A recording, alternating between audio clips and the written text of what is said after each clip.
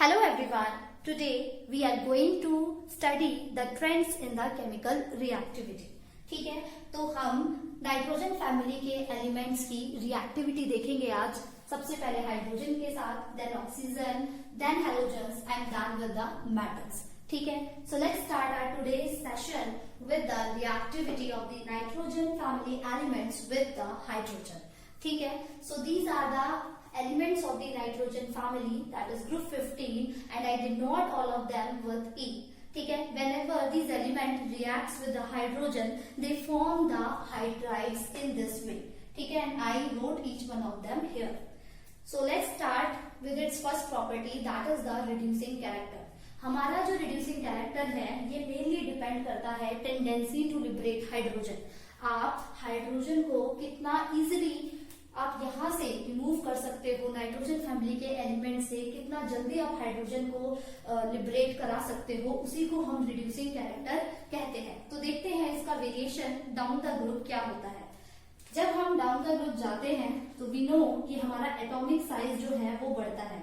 आप खुद ही बताइए, अगर एटॉमिक साइज बढ़ गया तो होगा क्या, जो आपके यहाँ पे इन नाइट्रोजन फैमिली के एलिमेंट्स के बीच और हाइड्रोजन के बीच जो आपकी जो बॉन्ड बनी हुई है, वो बॉन्ड स्ट्रेंथ वो क्या होगी, वो वीक हो जाएगी, है ना. वो बॉन्ड स्ट्रेंथ वीक हो जाएगी तो आप इजीली इस बॉन्ड को क्या कर सकते हैं, ब्रेक कर सकते हैं. यानी कि डाउन द ग्रुप आप इजीली साइज बढ़ने के कारण और बॉन्ड स्ट्रेंथ वीक होने के कारण आप इजीली हाइड्रोजन को लिबरेट कर सकते हैं, है ना. तो इसका मतलब आपका down the group reducing character क्या करेगा, इंक्रीज करेगा या डिक्रीज करेगा.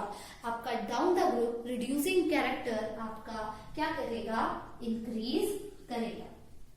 ठीक है, सो आपसे एक क्वेश्चन पूछा भी जाता है कि वाई BiH3 और you can say why the hydride of bismuth is the strongest reducing agent amongst the all hydrides of the nitrogen family elements. So you know the reason why. क्योंकि down the group हमारा atomic size बढ़ता है, bond strength weak हो जाती है और tendency to liberate hydrogen gas, आपको ये चीज नहीं भूलनी है, टेंडेंसी टू लिबरेट हाइड्रोजन जो है वो क्या कर जाती है, आपकी इंक्रीज कर जाती है. इसी वजह से आपका जो रिड्यूसिंग कैरेक्टर है वो भी क्या कर जाता है, इंक्रीज कर जाता है. और इसी वजह से जो आपका हाइड्राइड है बिस्मथ का, वो स्ट्रॉन्गेस्ट रिड्यूसिंग एजेंट की तरह बिहेव करता है. ठीक है, मैं यहाँ पे इसका ऑर्डर भी लिख के दिखा देती हूँ आपको.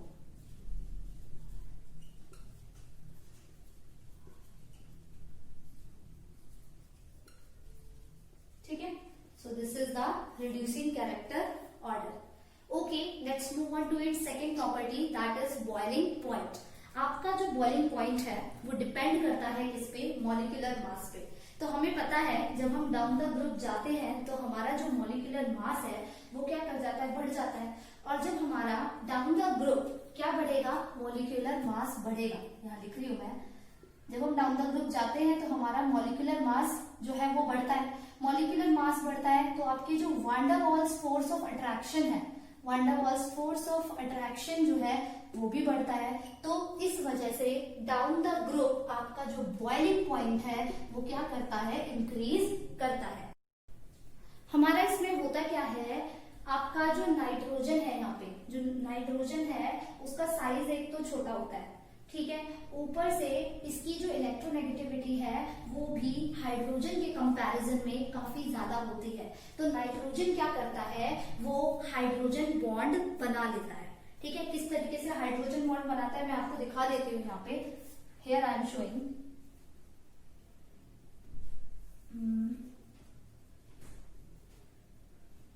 ये NH3 है आपका और this is also again NH3. तो ये इस तरीके से, ये जो आपको मैंने डॉटेड लाइन से दिखाया है, दिस इज हाइड्रोजन बॉन्ड. ठीक है, तो nitrogen being more electronegative than hydrogen, it forms the intermolecular hydrogen bond. ये इंटरमॉलिक्यूलर हाइड्रोजन बॉन्डिंग बना लेता है, जैसे कि मैंने आपको यहाँ पे दिखाया. तो इसका जो बॉइलिंग पॉइंट है, अमोनिया का जो बॉइलिंग पॉइंट है वो इन दोनों हाइड्राइड से क्या होता है, ज्यादा होता है. ठीक है, तो बॉइलिंग पॉइंट इन दोनों से अमोनिया का ज्यादा क्यों है?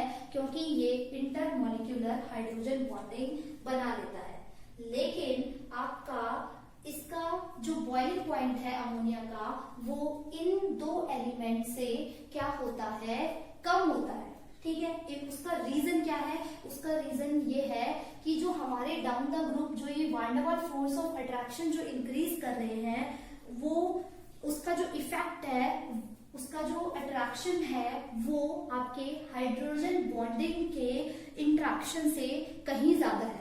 ठीक है, और बहुत ज्यादा प्रोनाउंस्ड होने की वजह से आपका जो बॉइलिंग पॉइंट है अमोनिया का इन दो एलिमेंट से क्या हो जाता है? कम हो जाता है। ठीक है, तो मैं आपको इसका ऑर्डर लिखकर दिखा देती हूँ कि इसका आपका ऑर्डर क्या होगा। अभी मैंने आपको बताया PH3, देन आपका ASH3 और देन आपका NH3। हमारा जो NH3 का बॉइलिंग पॉइंट है वो इन दोनों से ज्यादा है। मैंने दिखा दिया आपको यहाँ पे क्यों ज्यादा है, because it forms the intermolecular hydrogen bonding. ठीक है, और इसका जो बॉइलिंग पॉइंट है इन दो एलिमेंट से क्या है? कम है। क्यों कम है? Because the increase in van der Waals force of attraction down the group is more pronounced than the interaction of the hydrogen bonding. ठीक है, so I hope you are answerable to this question now. Okay, let's move on to its third property, that is melting point. ठीक है, अब हमारा जो melting point है वो depend करता है down the group molecular size पे। ठीक है, किस पे डिपेंड करता है? मॉलिक्यूलर साइज पे। तो अभी हमने देखा कि जो nitrogen being more electronegative than hydrogen, it forms hydrogen bonding. तो हमारा जो हाइड्राइड होता है नाइट्रोजन का, उसका मेल्टिंग पॉइंट इन सब के कंपैरिजन में बहुत ज्यादा होता है। ठीक है, और रीजन क्या है? Intermolecular hydrogen bonding. Whereas इस फैमिली के जो ये अदर एलिमेंट्स हैं, ये इंटरमॉलिक्यूलर हाइड्रोजन बॉन्डिंग जो है वो फॉर्म नहीं कर सकते। इसी वजह से आपका जो नाइट्रोजन का जो ये हाइड्राइड है, इसका मेल्टिंग पॉइंट क्या होता है? बहुत ज्यादा होता है। तो जब हम डाउन द ग्रुप जाते हैं, हमें पता है हमारा जो मॉलिक्यूलर साइज है वो बढ़ता है। मॉलिक्यूलर साइज बढ़ने के साथ साथ आपका होता क्या है? आपके जो van der Waals force of attraction है वो भी क्या करते हैं? बढ़ते हैं। ठीक है, तो van der Waals force of attraction बढ़ने के कारण आपका जो मेल्टिंग पॉइंट है वो डाउन द ग्रुप क्या करता है? इंक्रीज करता है। But here there is exception कि आपका सिर्फ और सिर्फ इन हाइड्राइड में से आपका जो नाइट्रोजन, आपका जो एक ऐसा हाइड्राइड है नाइट्रोजन का, वो इंटरमॉलिक्यूलर हाइड्रोजन बॉन्डिंग फॉर्म कर सकता है। वेयरएज ये जो अदर एलिमेंट्स हैं इस नाइट्रोजन फैमिली के, वो इंटरमॉलिक्यूलर हाइड्रोजन बॉन्ड फॉर्म नहीं कर सकते। इसी वजह से आपका हाइड्राइड ऑफ नाइट्रोजन का मेल्टिंग पॉइंट जो होता है वो क्या होता है? हाईएस्ट होता है। तो उसका ऑर्डर मैं आपको लिख के दिखा देती हूँ। सबसे ज्यादा जो मेल्टिंग पॉइंट होगा वो इस नाइट्रोजन का होगा। उसके बाद आपके ये सारे एलिमेंट्स यहाँ पे आ जाएंगे। ये H3 आएगा, देन आपका SbH3 आएगा, देन ASH3 एंड देन आपका आएगा PH3। ठीक है, so this is the order of the melting point. ठीक है, तो ये जो मैंने अरेंज करे हैं वो इन दो रीजन के बिहाफ पे अरेंज किया है, और इनसे ज्यादा इसका मैंने शो किया है क्योंकि ये इंटरमॉलिक्यूलर हाइड्रोजन बॉन्ड फॉर्म कर सकता है। ठीक है, उसके बाद हम आते हैं किस पर? इसकी नेक्स्ट प्रॉपर्टी पे, जो कि क्या है? सॉल्युबिलिटी। सॉल्युबिलिटी का मतलब क्या होता है? सॉल्युबिलिटी का मतलब होता है कि अगर आपका जो ये हाइड्राइड जो आपने फॉर्म किया है वो आपका वाटर के अंदर सॉल्युबल है या नहीं, यानी कि वो वाटर के साथ मिक्स कर रहा है या नहीं कर रहा है। ठीक है, तो अभी मैंने आपको जस्ट मेल्टिंग पॉइंट में बताया कि सिर्फ और सिर्फ नाइट्रोजन जो एलिमेंट है आपके इस नाइट्रोजन फैमिली का, सिर्फ यही आपका क्या फॉर्म कर सकता है? हाइड्रोजन बॉन्ड फॉर्म कर सकता है। Whereas other elements of this family are not able to form intermolecular hydrogen bond. Therefore आपका सिर्फ और सिर्फ NH3 ही है जो कि आपका वाटर में क्या होता है? सॉल्युबल होता है। ठीक है, तो NH3 ही आपका वाटर में सॉल्युबल होता है। और क्यों होता है? Due to intermolecular hydrogen bonding. ठीक है, और अदर एलिमेंट इनसॉल्युबल क्यों होते हैं? Because they can not form intermolecular hydrogen bond है, ठीक है। Okay, let's move on to the next property that is basic character. अब बेसिक कैरेक्टर हमारा जो डिफाइन होता है वो मेनली डिफाइन होता है कि आपके जो ये नाइट्रोजन फैमिली के एलिमेंट्स हैं वो अपने लोन पेयर को डोनेट करते हैं या फिर एक्सेप्ट करते हैं, ठीक है। तो अगर इलेक्ट्रॉन पेयर डोनेट करते हैं आपके नाइट्रोजन फैमिली के एलिमेंट्स तो वो बेसिक कैरेक्टर को पोजेस करेंगे, और अगर वो एक्सेप्ट करते हैं तो वो एसिडिक कैरेक्टर को पोजेस करेंगे। तो आपको पता है कि नाइट्रोजन फैमिली के हर एक एलिमेंट के पास लोन पेयर ऑफ इलेक्ट्रॉन्स होते हैं, ठीक है। तो होता क्या है एग्जैक्टली, जब हम डाउन द ग्रुप जाते हैं तो हमारा एटॉमिक साइज जो है वो बढ़ जाता है। एटॉमिक साइज बढ़ने के कारण जो इलेक्ट्रॉन डेंसिटी है, इलेक्ट्रॉन डेंसिटी किसकी, लोन पेयर इलेक्ट्रॉन की, electron density on the elements of this nitrogen family क्या कर जाती है, डिक्रीज कर जाती है। तो अगर इलेक्ट्रॉन डेंसिटी इन एलिमेंट्स के ऊपर डिक्रीज कर जाएगी due to increase in size, तो आपका जो बेसिक कैरेक्टर है वो क्या होना चाहिए, वो इंक्रीज करना चाहिए या डिक्रीज करना चाहिए। ऑब्वियसली क्या करना चाहिए, डिक्रीज करना चाहिए, क्योंकि अगर इलेक्ट्रॉन डेंसिटी आपकी क्या होगी, डिक्रीज हो जाएगी, तो आपके जो ये नाइट्रोजन फैमिली के एलिमेंट्स हैं वो इलेक्ट्रॉन पेयर को डोनेट नहीं करेंगे, ठीक है। तो इसी वजह से आपका जो down the group basic character है वो क्या कर जाता है, डिक्रीज कर जाता है। ऑल्सो मैंने आपको बताया भी था प्रीवियस वीडियो में, ये जो मैक्सिमम कोवेलेंसी है नाइट्रोजन की वो 4 है, ठीक है। और वो 4 कैसे है, वो अपने इलेक्ट्रॉन पेयर को डोनेट कर देता है, वेयर एज इसके जो ये अदर एलिमेंट्स हैं इनकी मैक्सिमम कोवेलेंसी +6 थी। वो क्यों थी, क्योंकि ये दूसरे एलिमेंट से इलेक्ट्रॉन पेयर को एक्सेप्ट कर लेते हैं in their vacant D orbital, ठीक है। और बिस्मथ का तो आपको पता ही है, due to inert pair effect वो सिर्फ और सिर्फ +3 ऑक्सीडेशन स्टेट शो कर सकता है, तो उसकी मैक्सिमम कोवेलेंसी भी हम क्या शो कराते हैं, ओनली +3, ठीक है। तो इसके बिहाफ पे भी आप बता सकते हो कि आपका जो बेसिक कैरेक्टर है वो डाउन द ग्रुप क्या करता है, डिक्रीज करता है, ठीक है। Now let's move on to the next property of the chemical reactivity that is thermal stability. अब थर्मल स्टेबिलिटी का मतलब क्या है, यहाँ पे थर्मल यहाँ पे रिप्रेजेंट कर रहा है इसको, हीट को, ठीक है। थर्मल का मतलब यहाँ पे क्या है, हीट। तो अगर आप इन एलिमेंट्स के हाइड्राइड्स को हीट करते हो, ठीक है, जब आप इन एलिमेंट के हाइड्राइड्स को क्या करते हो, हीट करते हो, तो ये एलिमेंट्स के हाइड्राइड्स कितना अपने आप को स्टेबल रख सकते हैं, उसी चीज को हम थर्मल स्टेबिलिटी कहते हैं, ठीक है। तो आपको खुद ही पता है, जब आप डाउन द ग्रुप जाते हैं हमारा क्या होता है, एटॉमिक साइज बढ़ता है ना। डाउन द ग्रुप हमारा एटॉमिक साइज बढ़ेगा तो आपको पता ही है जो बॉन्ड स्ट्रेंथ है, जो बॉन्ड स्ट्रेंथ है, जो EH आपकी बॉन्ड स्ट्रेंथ है यहाँ पे, वो क्या हो जाएगी, वो वीकन हो जाएगी। और क्योंकि आपकी जो EH बॉन्ड स्ट्रेंथ है वो क्या हो रही है, वो वीक हो रही है, वो बॉन्ड स्ट्रेंथ डिक्रीज कर रही है। तो आप ही बताइए थर्मल स्टेबिलिटी जो है इन हाइड्राइड्स की वो इंक्रीज करनी चाहिए या डिक्रीज करनी चाहिए।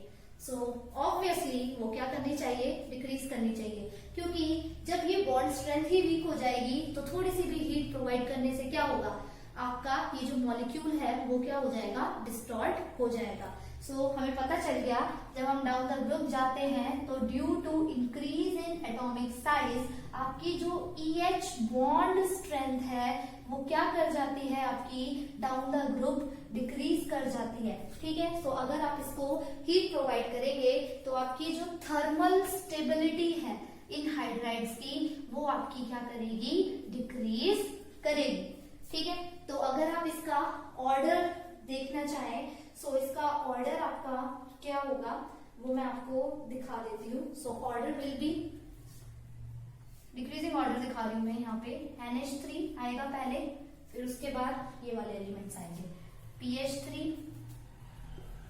ASH3, SbH3 एंड देन आएगा आपका BiH3। एक चीज और यहाँ पे नोट करने वाली है कि जो ये हाइड्राइड होता है नाइट्रोजन का, ये आपका मोस्ट स्टेबल होता है। और मोस्ट स्टेबल क्यों होता है, एक ही रीजन है, क्या, due to intermolecular hydrogen bonding. Whereas ये जो अदर आपके इसके हाइड्राइड्स है वो लेस स्टेबल होते हैं और अनस्टेबल होते हैं। रीजन क्या है? They are not able to form the hydrogen bonding. ठीक है, तो इस पोर्शन से जो मेनली आपसे क्वेश्चन पूछा जाएगा, एक तो इसका पूछा जाएगा जो मैंने आपको बताया था कि जो आपका BiH3 है वो आपका स्ट्रॉन्गेस्ट रिड्यूसिंग एजेंट क्यों होता है, उसके रीजन मैंने आपको यहाँ पे एक्सप्लेन कर दिए। आपसे पूछा जा सकता है कि NH3 मोस्ट स्टेबल क्यों है, रीजन आप बता सकते हो due to intermolecular hydrogen bonding. Boiling point के ऐसा वेरिएशन क्यों है, अगेन वही रीजन है due to intermolecular hydrogen bonding. यहाँ पे इनसे ज्यादा है और फिर इनसे कम है, तो आपको इफेक्ट बताने हैं जो कि मैंने अभी आपको थोड़ी देर पहले एक्सप्लेन किए थे।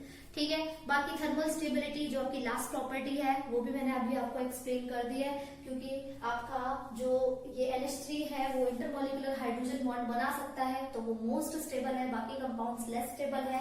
इसी वजह से भी आप बता सकते हो कि जो थर्मल स्टेबिलिटी है वो क्या करती है, डाउन द ग्रुप डिक्रीज करती है। ठीक है, और रीजन वही है एटॉमिक साइज का बढ़ना और EH बॉन्ड स्ट्रेंथ का घटना। क्लियर? तो ये हमारा था रिएक्टिविटी विद हाइड्रोजन।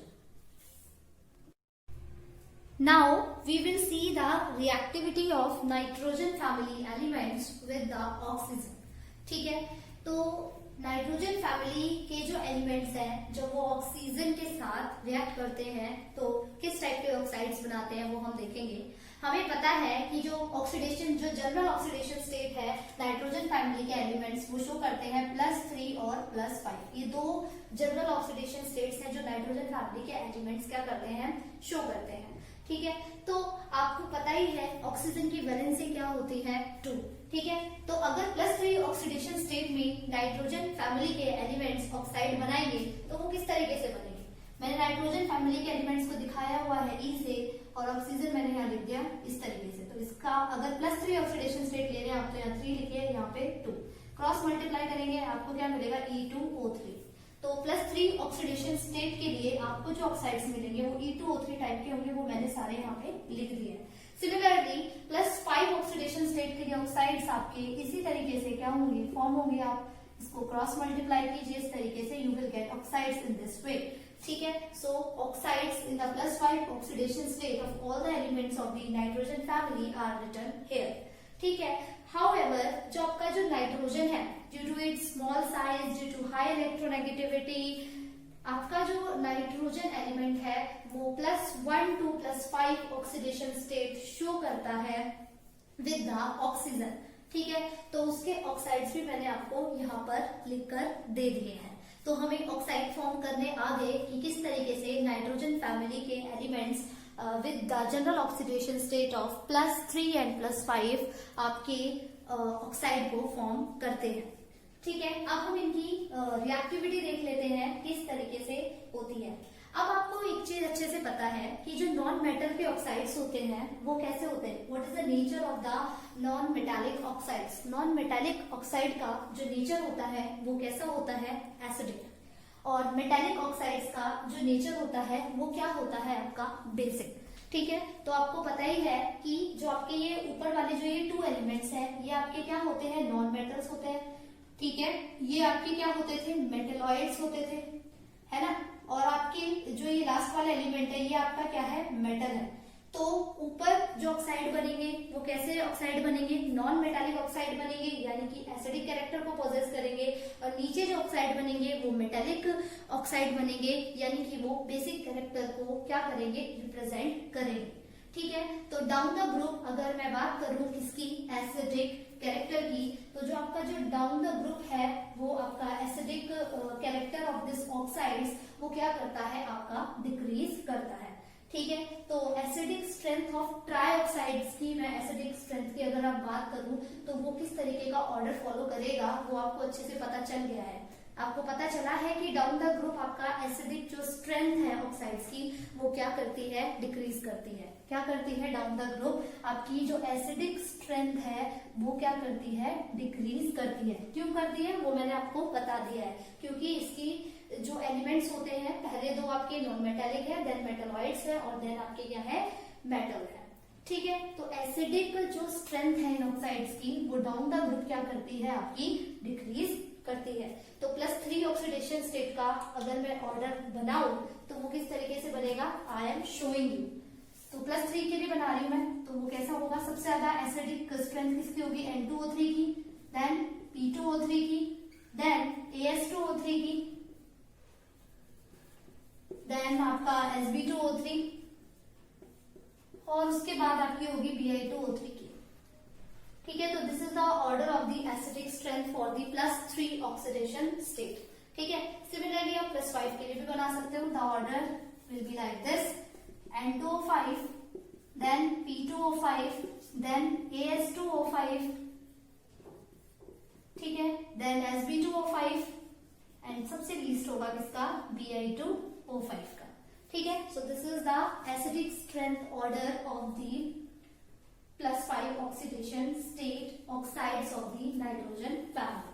ठीक है, अच्छा एक चीज और आपको इसमें अच्छे से ध्यान रखनी है, वो क्या है कि आपके जो ऑक्साइड है यहाँ पे नाइट्रोजन के, यहाँ पे नाइट्रोजन के जो ऑक्साइड्स हैं, नाइट्रोजन बीइंग नॉन मेटल, जो इसके ऑक्साइड्स होंगे वो एसिडिक होंगे। तो हम यहाँ पे कैसे बताएं कि एसिडिक स्ट्रेंथ का जो ऑर्डर है वो क्या होगा। ठीक है, तो अगर आपका एलिमेंट सेम हो और डिफरेंट ऑक्साइड्स बन रहे हो तो उस जगह पे जो नेचर ऑफ एसिडिक स्ट्रेंथ है वो हम पता लगाते हैं किससे, उसकी ऑक्सीडेशन स्टेट से। अगर आपकी इस केस की मैं बात कर रही हूँ, यहाँ पे आप देख रहे हो आपके सारे जो एलिमेंट्स है सारे ऑक्साइड में, वो एलिमेंट आपका सेम है, दैट इज नाइट्रोजन। ठीक है, और नाइट्रोजन हमारा डिफरेंट ऑक्साइड जो है वो फॉर्म कर रहा है from the oxidation state of +1 to +5। ठीक है, तो ऐसे केस में हम ये कैसे डिटरमाइन करें कि इन ऑक्साइड्स में से सबसे ज्यादा एसिडिक कौन सा होगा। तो वो आपका डिपेंड करता है किस पे, ऑक्सीडेशन स्टेट पे। जिसकी ऑक्सीडेशन स्टेट ज्यादा होगी, मतलब ऑक्सीडेशन स्टेट अगर आपकी बढ़ती है तो आपकी जो एसिडिक स्ट्रेंथ है वो भी क्या करती है, वो बढ़ती है। ठीक है, तो इस केस के अंदर which will be more acidic, obviously this. क्यों है ये मोर एसिडिक, क्योंकि इसकी ऑक्सीडेशन स्टेट क्या है, ज्यादा है। ठीक है, so what is the order, order will be like this. ठीक है, तो क्लियर हो गया है आपको कि इनका जो रिएक्टिविटी है वो किस तरीके से है। ठीक है, तो मेनली यहाँ पे जो हम ऑक्साइड्स में जो रिएक्टिविटी की जो हम बात करेंगे वो उसके एसिडिक स्ट्रेंथ के बिहाफ पे करेंगे। ठीक है, सो ये एसिडिक स्ट्रेंथ थी +3 ऑक्सीडेशन स्टेट की। ठीक है, फिर +5 ऑक्सीडेशन स्टेट की मैंने आपको एसिडिक स्ट्रेंथ बताई। एंड देन अगर आपके डिफरेंट ऑक्साइड्स आपका सेम एलिमेंट फॉर्म कर रहा है तो उस केस में आप इस रीजन के बिहाफ पे उसकी एसिडिक स्ट्रेंथ को डिटरमाइन कर सकते हैं। Okay, now we will see the reactivity of the nitrogen family elements with the halogens। ठीक है, तो हमें पता है हेलोजन की जो वैलेंसी होती है वो क्या होती है, 1 होती है। और हेलोजन को मैं डिनोट करा रही हूँ किससे, X से। नाइट्रोजन फैमिली के एलिमेंट्स को मैंने किससे डिनोट कराया है, E से। ठीक है, तो in general we know very well that the elements of the nitrogen family shows +3 and +5 oxidation state. ठीक है, तो ये कंपाउंड कैसा बनाएगा, E की वैलेंसी 3, हेलोजन की वैलेंसी 1, तो कंपाउंड कैसा बना आपका EX3 टाइप का। ठीक है, +5 ऑक्सीडेशन स्टेट में ये किस तरीके के कंपाउंड फॉर्म करेगा, हेलोजन से। We will see that also. ठीक है, तो EX3 और EX5 टाइप के कंपाउंड्स जो है नाइट्रोजन फैमिली के एलिमेंट्स जो है हेलोजन के साथ क्या करेंगे, कंपाउंड्स फॉर्म करेंगे। ठीक है, तो वो मैंने आपको यहाँ पे शो करके दिखा दिया है। This is for +3 oxidation state. ये जो हैलाइड्स है वो +3 ऑक्सीडेशन स्टेट के हैं और ये जो हैलाइड्स है आपके वो क्या है, आपके +5 ऑक्सीडेशन स्टेट के हैं। कैसे फॉर्म हुए मैंने आपको यहाँ पे बता दिया।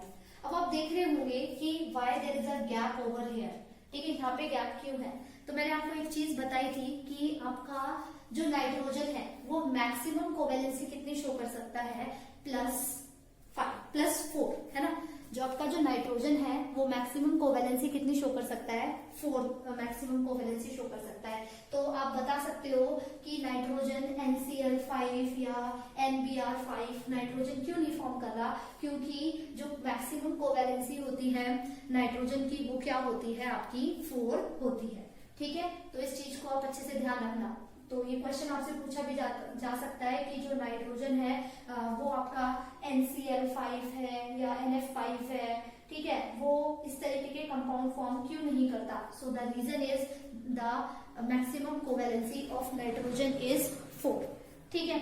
अच्छा, अब बिस्मथ क्यों नहीं फॉर्म करता है यहाँ पे आपके BiCl5 या Br5 क्यों नहीं फॉर्म करता, due to inert pair effect, ठीक है। बिस्मथ +5 ऑक्सीडेशन स्टेट में हैलाइड्स फॉर्म क्यों नहीं फॉर्म करता, due to inert pair effect, ठीक है। तो ये जो ऑक्सीडेशन स्टेट शो करता है वो सिर्फ और सिर्फ +3 ऑक्सीडेशन स्टेट शो करता है। इसी वजह से बिस्मथ का जो आपका कोई भी पेंटा हैलाइड जो है यहाँ पे मैंने शो नहीं करा है।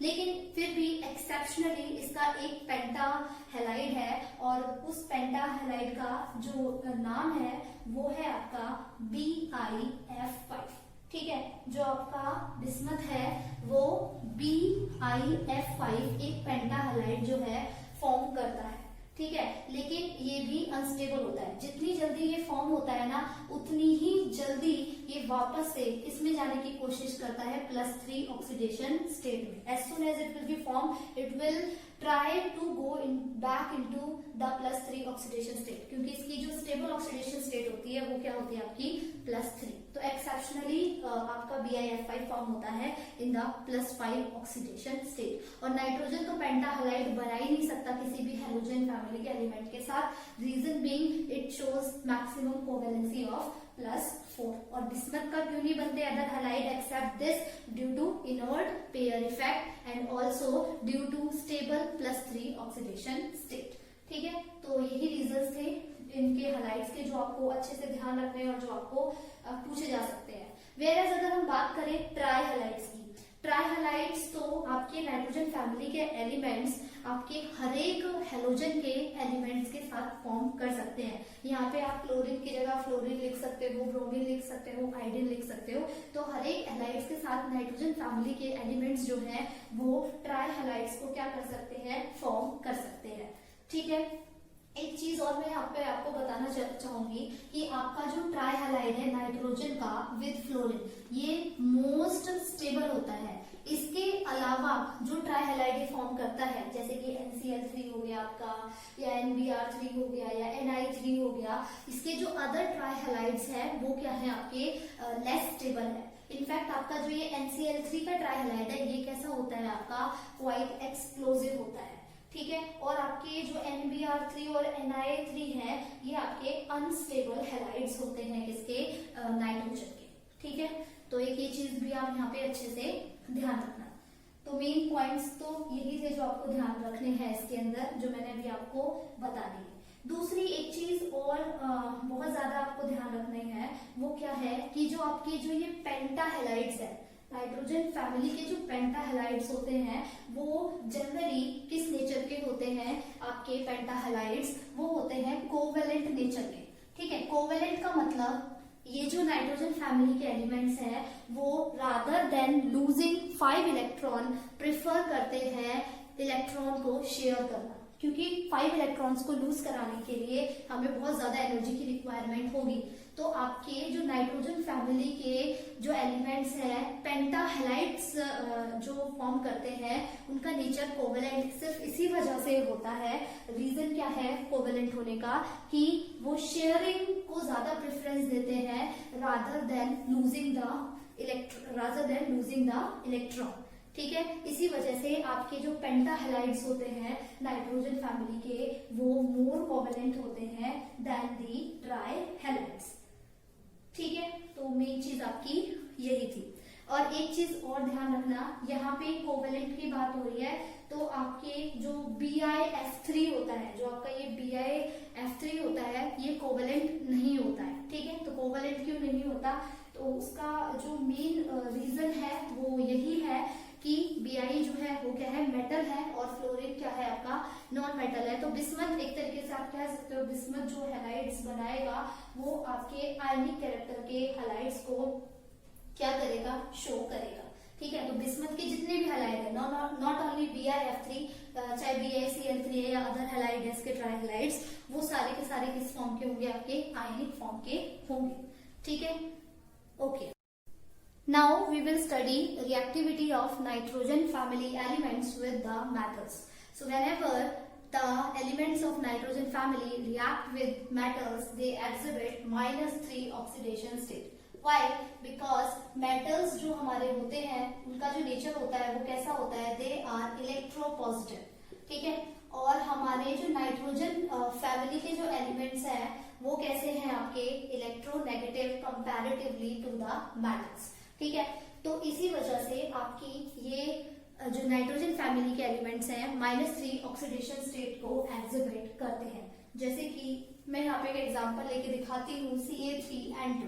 अब यहाँ पे इसकी ऑक्सीडेशन स्टेट निकाल लीजिए। You know very well calcium carries the +2 charge, तो 3 × +2 विल बी 6।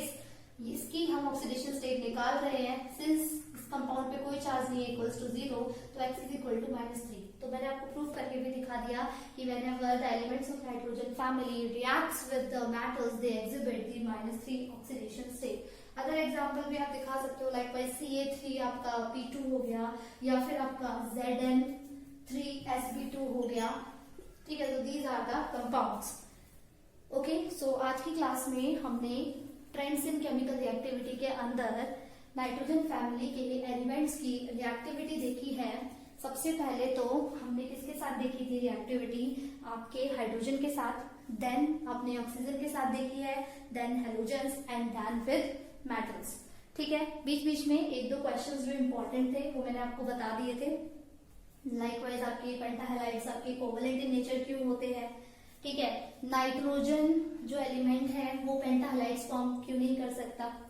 ठीक है, और इस तरीके के और भी 1-2 क्वेश्चन थे, जैसे कि आपका जो BiH3 है वो उसका जो रिड्यूसिंग कैरेक्टर है वो ज्यादा क्यों है ना, और सोल्युबिलिटी जो है नाइट्रोजन के हाइड्राइड की वो ज्यादा क्यों है rather than its other element. So these are some questions जो कि हमने व्हाइल टेकिंग द लेक्चर हमने गो थ्रू करे हैं।